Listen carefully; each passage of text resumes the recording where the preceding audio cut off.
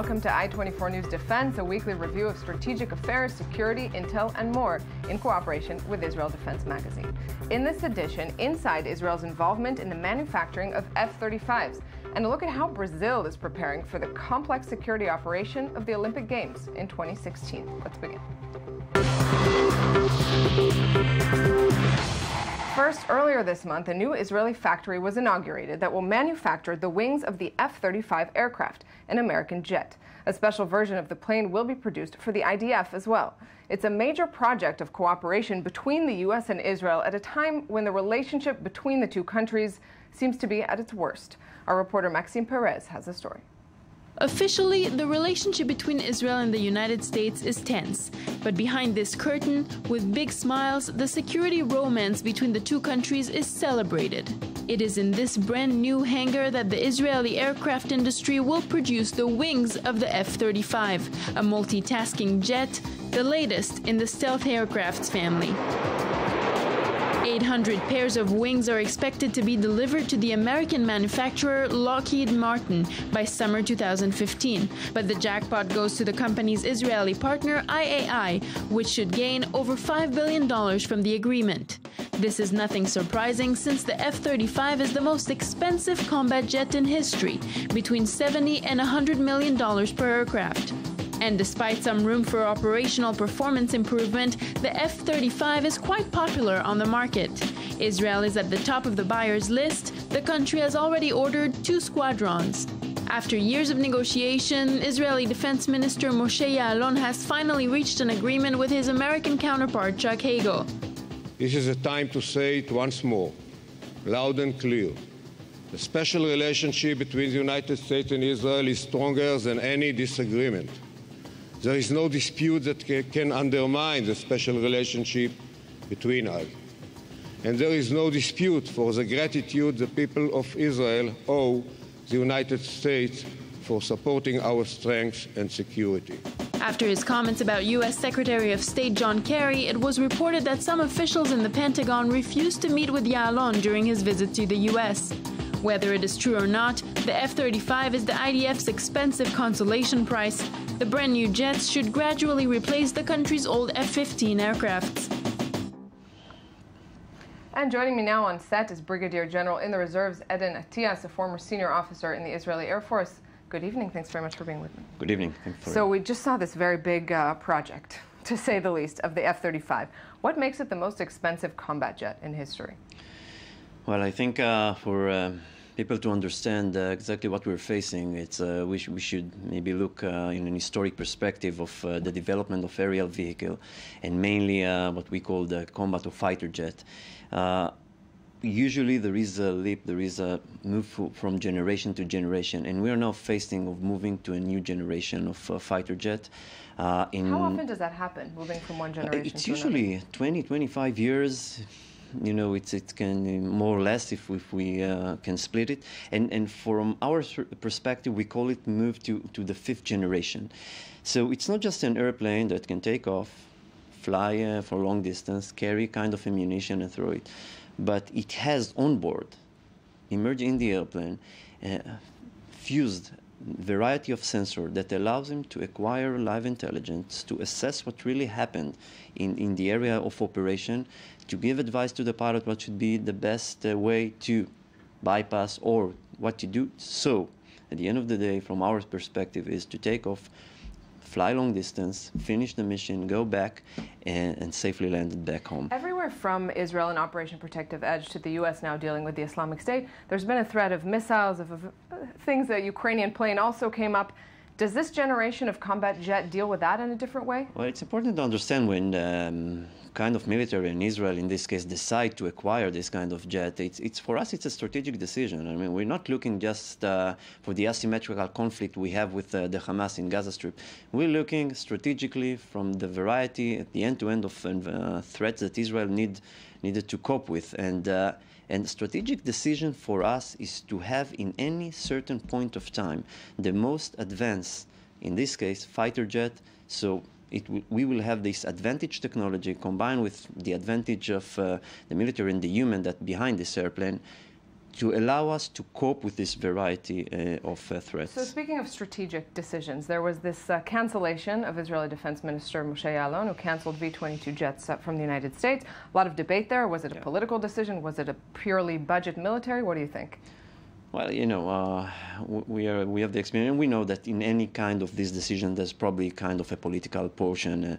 But if I want to be professional and just to look from the perspective of the Air Force or the Israeli Defense Force, the V-22 has a unique capability that it brings to the table that maybe part of it we don't have today.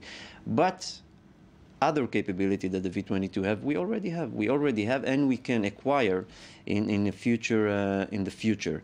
So when we select a weapon system, and this is kind of a weapon system, I think we should be very careful in selecting it to see that it can serve a variety of mission, or to be as versatile as it can be. And I think we can cope without the V-22. So that takes me, if you're talking about Israel's capabilities, what we have, don't have, what Israel has and doesn't have, how would you compare Israel's Air Force today versus others in the Middle East in particular? Well, other in the Middle East, there's not much threat, and from Air Force perspective, but the threat is coming from the ground, from the asymmetrical threat, from a long distance that you need to fly, from a target that is hidden beneath the ground, and you need to find a way to go all the way down and to cope with the ground threat that prevent our airplane, or try to prevent our airplane to Right, a very sort of primitive threat facing a very advanced in many ways, it might be primitive, but part of the system, of the defense system that part of the countries around us are acquiring or already have, a very sophisticated defense system that makes it a big challenge for what we have today. So if we're going back to the F-35, this airplane bring kind of capability that allows us to cope much better with this type of protective system. So if we're talking about asymmetrical warfare, a very good example of that was this summer's Operation Protective Edge in Gaza. How would you judge airstrikes? Air power was a very big part of this, of course. How would you judge Israel's the success of the operation from the air and its failures? Yeah, well, to say something about whether this operation was a success or a failure, I think it's too soon. I mean, it's the main challenge will be in years from now to see whether we manage to create a deterrence level. But from the perspective of the Air Force, is doing its debriefing and looking back to see what required.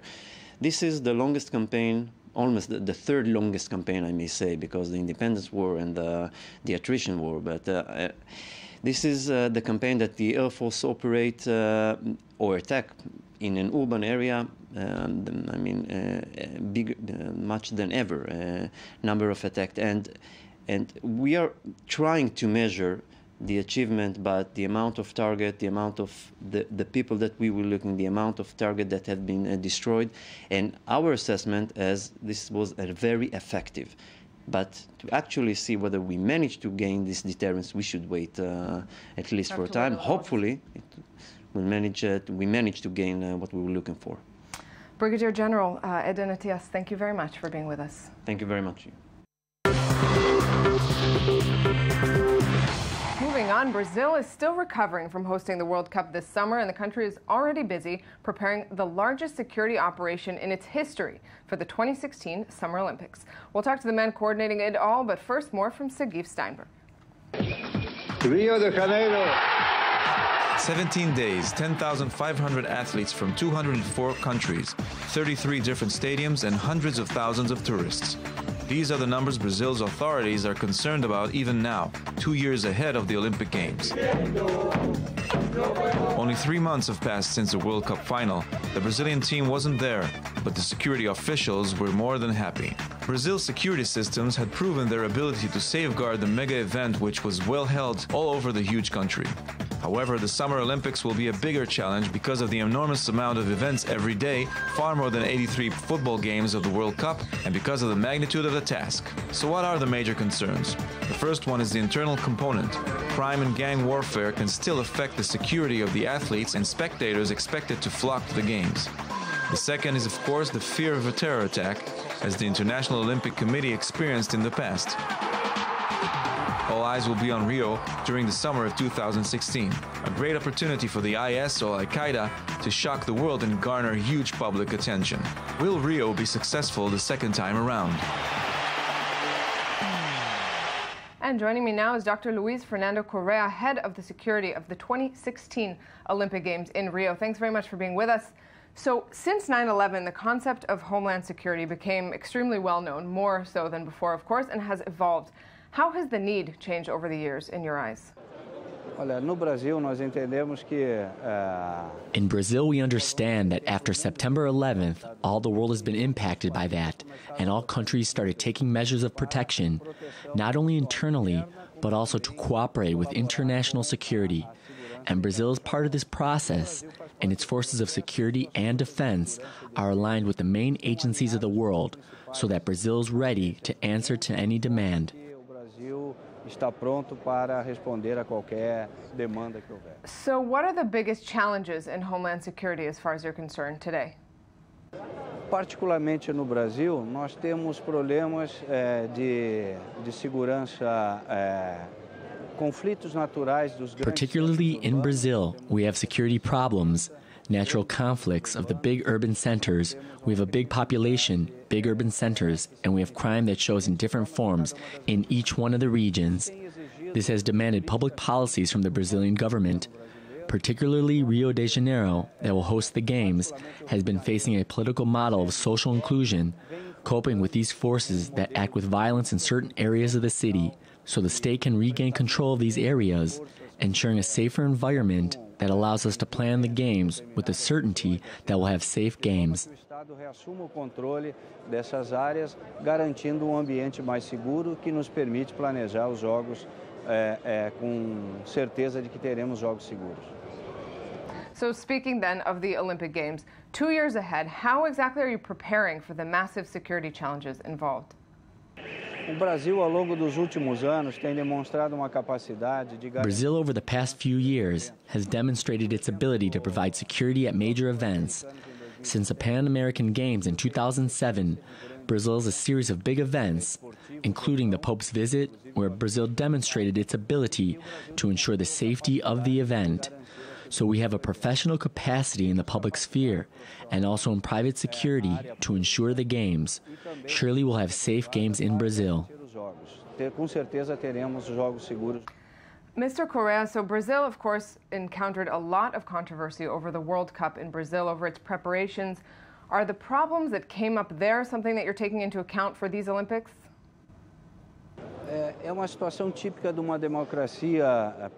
It's a typical situation of a full democracy that is in a constant process of maturing and where the population is free to make demonstrations. So the people went to the street, demonstrated, and used the big World Cup event as a motivation.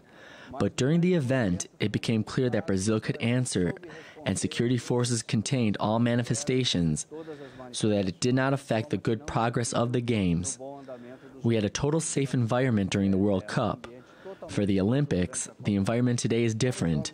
There is a better perception of the event, which, if nothing happens between now and then, tends to be viewed as favorable environment for the Games. Se nada acontecer daqui até lá, isso tende a se consolidar como ambiente favorável aos Jogos. You've been attending a conference on Homeland Security in Tel Aviv for Brazil, for these kind of preparations that you need to do for the Olympics. What is there to be learned at this conference on Homeland Security? O Brasil vai enfrentar o evento dos Jogos Olímpicos e vai responder. Brazil will face the events of the Olympic Games and will respond with its ability. What we are doing here, as is done with other forces and with other countries, is to seek best practices and technological solutions to meet the security needs of the Games. A segurança dos Jogos. Nós aqui estamos em Israel observando essa capacidade para exatamente. We are here in Israel observing this ability to precisely, through contacts with Israeli companies, to supply our needs as an organizing committee, since the main responsibility for the security of the Games is the Brazilian government. We as a committee act as an articulator between the organizers and the government. That's our role here, to look for the best technological solutions to improve the security at the event. Ou seja, procurar as melhores soluções tecnológicas para melhor segurança do evento. So then, speaking of tech, of the best in technological solutions, any new solutions you're looking at to rely on for the security in the Olympics? Nós não estamos atrás de uma única tecnologia. We are not looking for a single technology. Israel's in an advanced stage in terms of development and technological solutions, but throughout our planning, we identified a need, which is a comprehensive solution that involves various technological capabilities. And that is exactly what we are dealing with in this conference and in this fair, to identify and approach these needs and find the solution. De identificar e aproximar essas necessidades para que essa solução seja atendida. Dr. Luis Fernando Correa, thanks very much for being with us. It was a pleasure. And that's it for us for tonight. Join us back next week, every Thursday, for another edition of I-24 News Defense.